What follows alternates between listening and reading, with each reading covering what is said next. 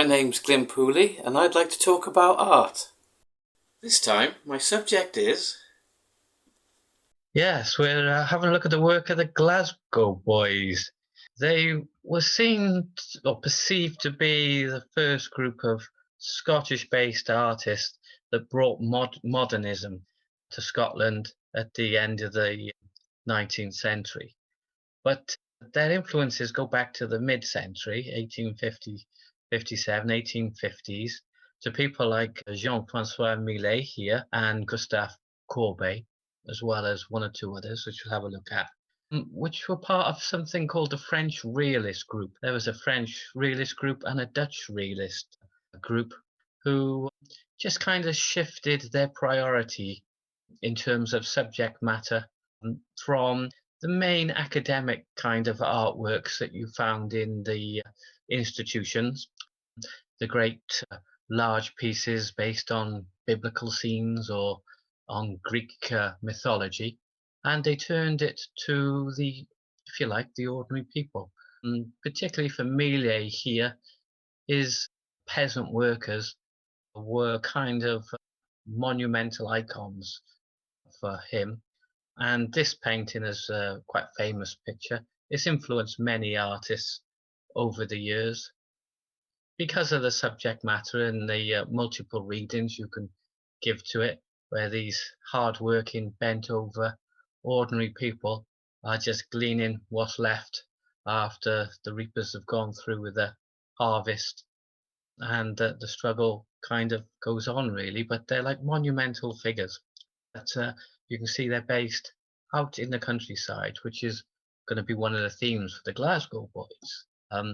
And this is another French artist that had a big influence on their work, Jules Bastien Lepage, beautiful French realist painter who studied in the Paris academic tradition, struggled to get some pictures accepted, but eventually did get some pictures accepted from the academics. But through the struggle, he went back to his village and he painted the people he found in the village doing the hard day's work, if you like.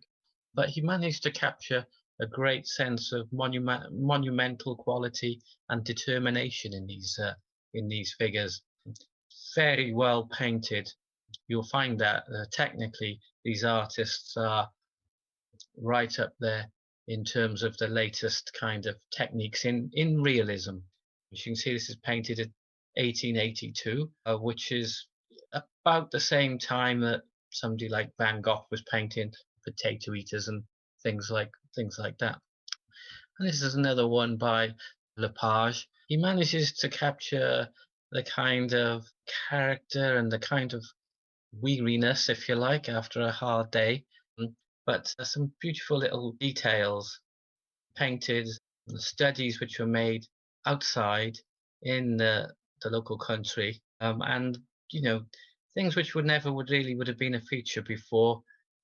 Ordinary people after a hard day's labour just laying down, shattered, and fascinating things like the mud on the boots is revealed, and this amazing stare that he seems to be able to capture and a number of his images that kind of just looks out beyond time. Time just kind of expands out to another dimension. And that's something which some of the Glasgow Boys try and capture. And here we now move to one of the Glasgow Boys, William York McGregor, this one in the painting 1880s. Most of them were born in the 1850s. William York McGregor was born into quite a wealthy family. His father was a wealthy ship owner. And we find with the Glasgow Boys, the main ones that they studied not just in Glasgow, but they studied abroad. So they studied in Paris, and one of them studied in Antwerp as well, and others travelled. So they had a kind of international perspective. So they were aware of some of these movements that were happening on the continent, and they tried to bring that into their work. So we've got a lovely little study here, but it's not a kind of highly polished still life like we've seen of maybe some of the Dutch tradition and things like that. It's of ordinary everyday objects. But what you do see is a certain kind of expressionism starts to come through in the treatment, and there's a certain colour, with height and colour, which for McGregor starts to appear. Um, William McGregor found out that really he was not a figure painter.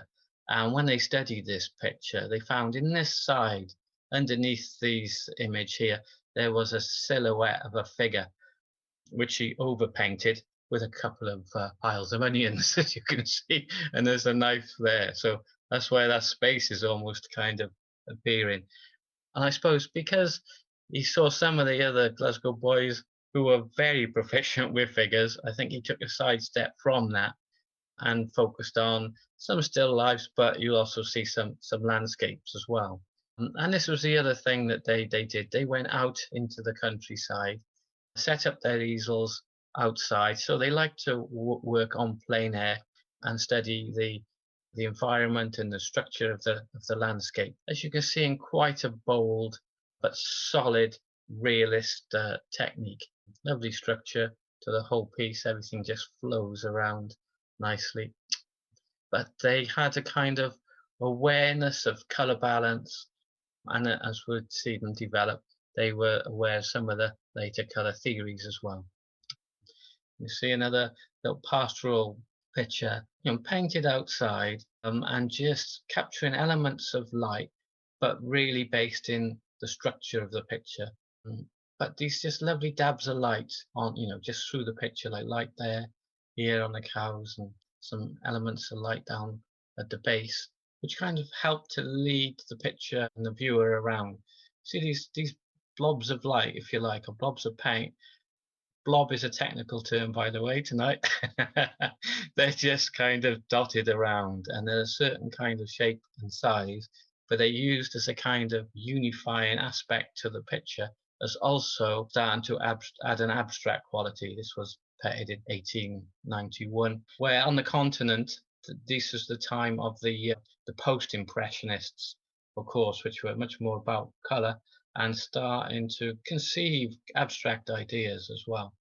So you can see this one as a kind of, in parallel to some work like early work by Gauguin, for example, where, colour starts to be heightened and there's a real abstract quality to the piece, painted in the 1890s, use of complementary colours, like the Impressionists would have done, but used in a very different way, almost predating Fauvism. Remember when we looked at Fauvism and their bright colour contrasts?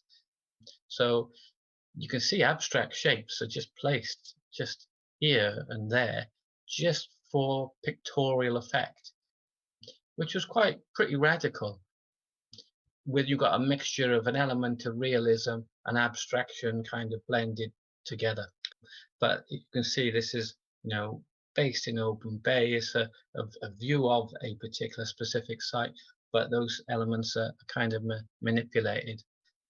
So abstraction is crept in with the element of realism there as well.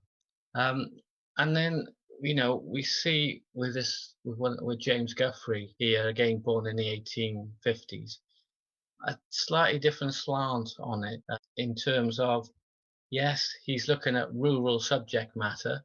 They worked out in the villages. James Guthrie was the son of a minister, and some of his subjects kind of link up with that kind of empathy, if you like, with ordinary working people. It's interesting, with the Glasgow Boys, there was a period in the end of the 1870s, 1880s, into the 90s, where they really were true to this kind of focus on portraying ordinary people's lives. And then after that, they seem to go off in a much more conservative direction, which is interesting.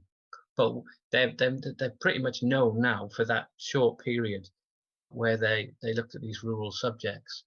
So this is a portrayal of a village funeral. This poor chap has lost his small child, and Guthrie has a real empathy for these figures, and he paints a separate portrait, which we'll look at now, of this chap, and manages to capture that kind of monumental quality, as you can see in the face there, staring out, that we saw in the Lepage picture, the French Lepage painter, where time is kind of condensed, and the figure is there to kind of look at us, and we have a very direct dialogue with them, in the same way that you sometimes do with a Van Gogh self-portrait, Although, as you can see, for Guthrie, particularly this time, the colours are really muted.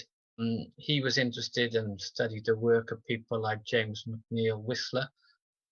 There was a whole movement called tonalism that kind of just broke everything down to a specific tone to set a certain kind of mood. But then you get this kind of monumental stillness in the image comes through. So this was old Willie the village worthy, the character you saw in the painting previously. And this is quite a famous picture by James Guthrie of the hind's daughter. A hind is just a village farm worker that's tied to the land. So, get an insight into the hard work and the structure of ordinary people's lives. You can imagine this young girl having to work all the hours God sends at that particular time just to help the family survive. And we see a number of pictures with the cabbage in it.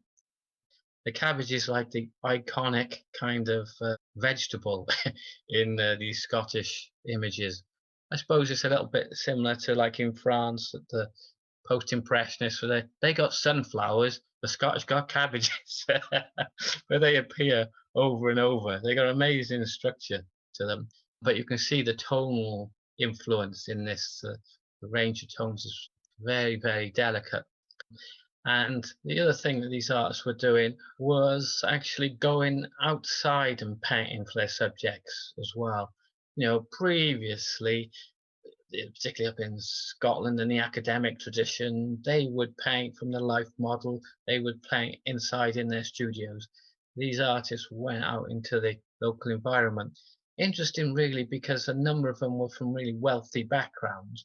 They were all pretty well healed. They didn't all start, one or two didn't start quite that way, but most of them did. Hence, they were able to travel, and go to France and beyond.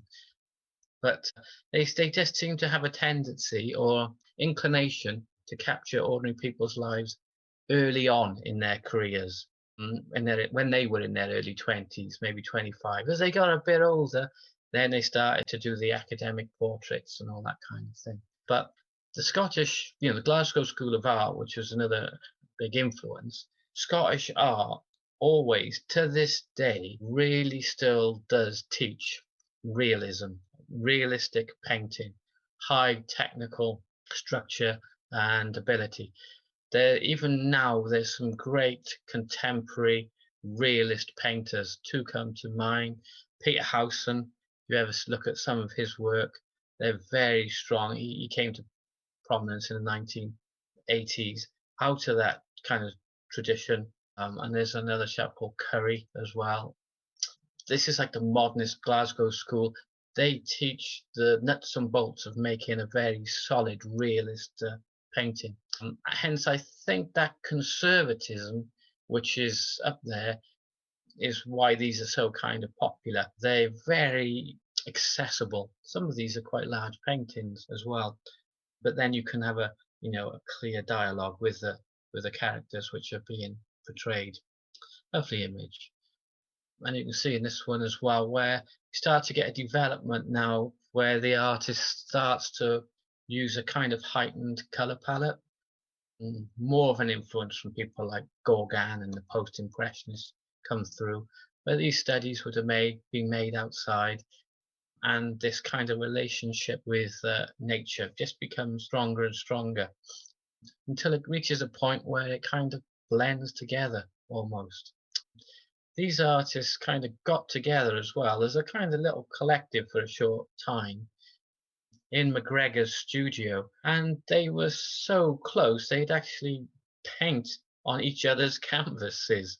One bit would do another bit. Just a bit, so they would be very strong in their criticism to each other and say, well, you need to paint this tree a bit like this or this figure. And that's what enabled them really to kind of flourish and grow and learn. So there was a kind of collective quality for a short time amongst a few of the main Glasgow painters. And this is another iconic picture by Guthrie. You can see the tones are all relatively close together. So the colours, if you like, there's a very muted blue-grey runs through it. But there's a lovely kind of quality to the image. The viewpoint is nice as well. We're just below the viewpoint of the child. We've got the picture split into thirds and 2/3 again. It's interesting. We're just above the geese in some kind of place there. So it's got kind of intimate quality, but the artist has managed to capture a kind of sense of movement, sense of we're going off somewhere. There's been many reproductions of this picture, as you can imagine, but because it's very accessible, there's an element of humor there, but there's kind of great structure and great balance in terms of tone and how the artwork is kind of leading us around. The same, you see the colours in the beaks are the same as the colour in the dress, etc. And the blue creates a lovely space with just a little bit of wisps for the clouds, so it doesn't overpower it. And then a full tonal range, some maybe darks down here, and a lovely subject matter. But again, no child that's portrayed in something in the riches, and they've just got their ordinary clothes on, hard working clothes, if you like, with the big boots, etc. So there's a kind of easy connection there in some respects. And we're back to cabbages with Arthur Melville. They love their cabbages.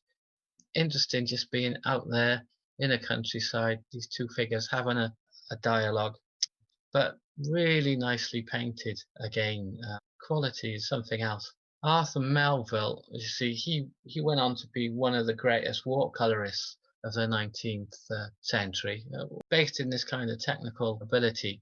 But again, you've got this monumental quality, these two figures having a dialogue together in amongst the cabbages, and capturing this kind of really muted light, and you can just get lost in the the possibilities of what they're talking about and the characters, and a reflection of the kind of certain kind of life at that particular time. This is Arthur Melville, one of his watercolors as well.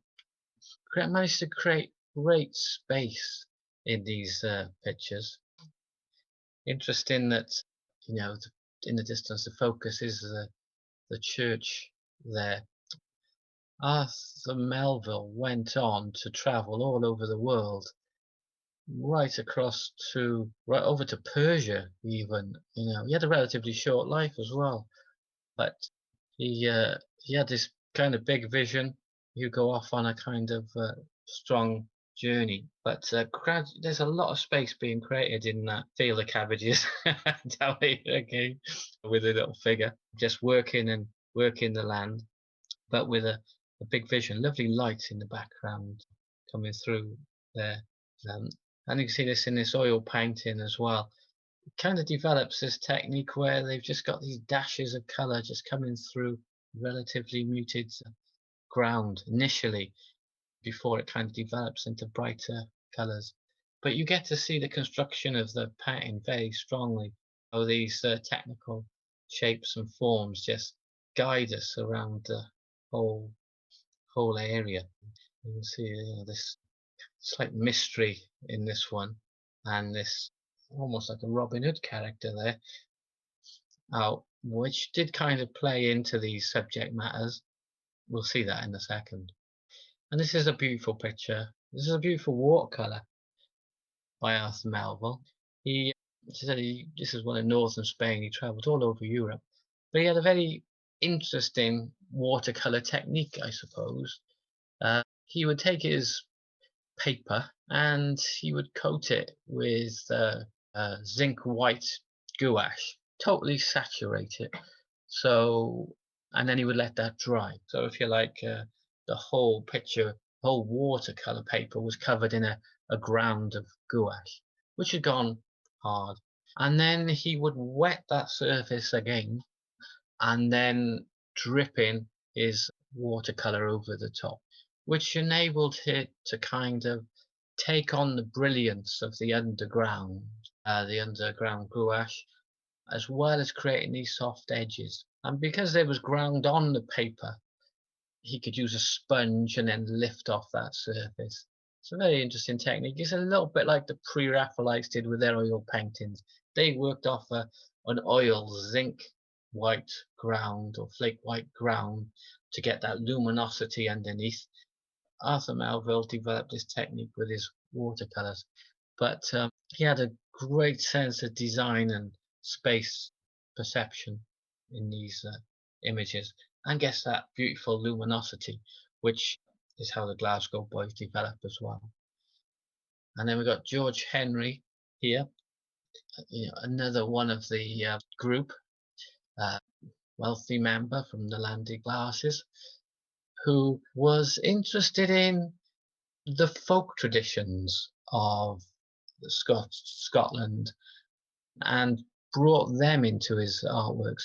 This close relationship with nature, this close relationship with Celtic history, if you like, and also trying to envelop and enrapture the idea of a certain kind of joyful idyll, which kind of comes from the knowledge of being aware of the land, aware of your traditions, going out in your land and doing something quite simple, easily said from a privileged position sometimes, but he does manage to get this beautiful kind of blending.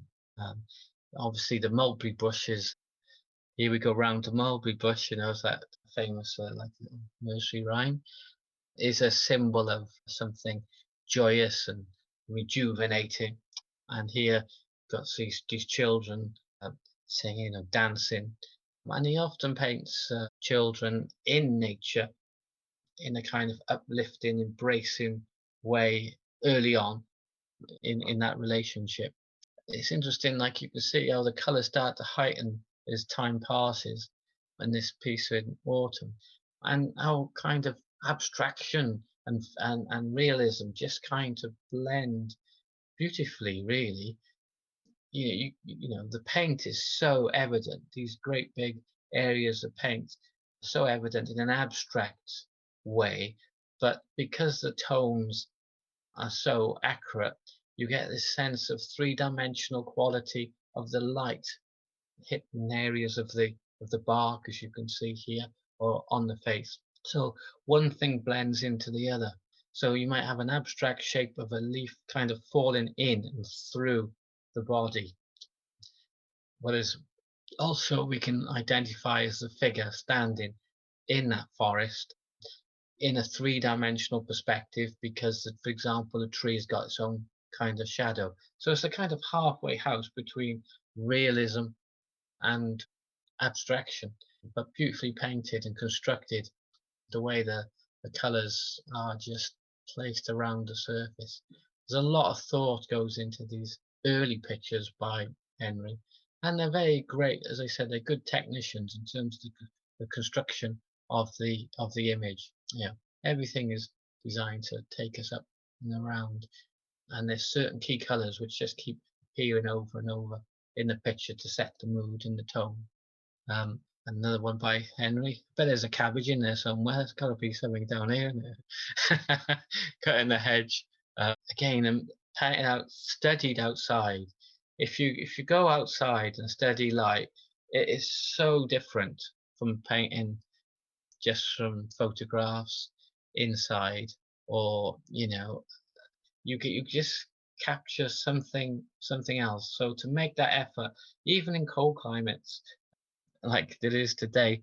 I remember one of my favourite early paintings that I made was in January, and that was outside, freezing cold for a month, but it was the only way to capture the quality of the light on leaves or the quality of the light on the earth, and you some kind of imbue yourself with it. And this is an interesting collaborative work, really, as we saw George Henry and Edward Hornell. And they were working together on this one, painting different parts of the picture.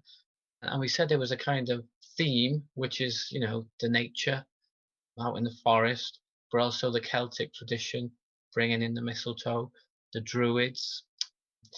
It's almost, us Celtic nations, whether they Wales or whether it be Scotland or to some extent Ireland, kind of not just as establishing, but trying to cement sometimes our past and our heritage. And I think early on with these young artists, some of these pictures, particularly as they kind of studied abroad as well, to go back to Scotland, there was a kind of pride in that, and a pride from where they kind of come from, and what was kind of motivating the patterns that they were trying to create. They were trying to paint for the people, but it was a folk history, a folk quality was running through these early works. There's an amazing combination here in terms of the way it's painted, using almost academic elements in it, in terms of they use gold leaf here to create these shields, and this is almost like icon painting around this figure here. Could almost be like a Christ figure or a biblical quality. But then there's a real strength in the central character as well, which is really kind of earthy. And then you've got the oxen bringing in, and the light, very strong, all on this strong diagonal running through the piece as well. Imagine the two of them working together, saying, "I'll paint this bit, you paint that bit, see what we can do our best." And there's a mythical quality, a mystical quality as well. This double face image here, almost one blends into the other. Of course, the Druids had all those kinds of ancient qualities of ancient wisdom and knowledge and transformation. And then we got these other subjects, which are quite simple but beautiful, two little girls playing together and having a dialogue with each other. Easy to read, easy to see, but you kind of almost become part of their little game.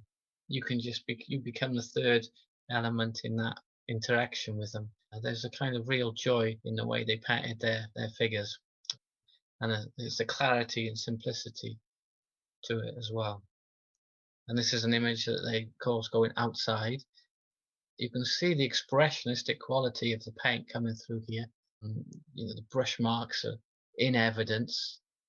Tonal range again is limited, off an earth kind of ground, but there's a kind of well-to-do quality creeping into the work here, the 1890s now, in terms of you can see how some of these figures are dressed. They're not our peasants and our workers in the village now. Didn't take long.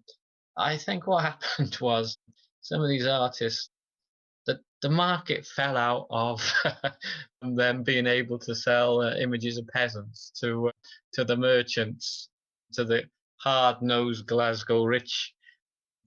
They didn't want to be reminded too much of what was going on, so quickly it transformed into them painting portraits of the usual groups that get their portraits painted, and you can just see an element of that coming through in this.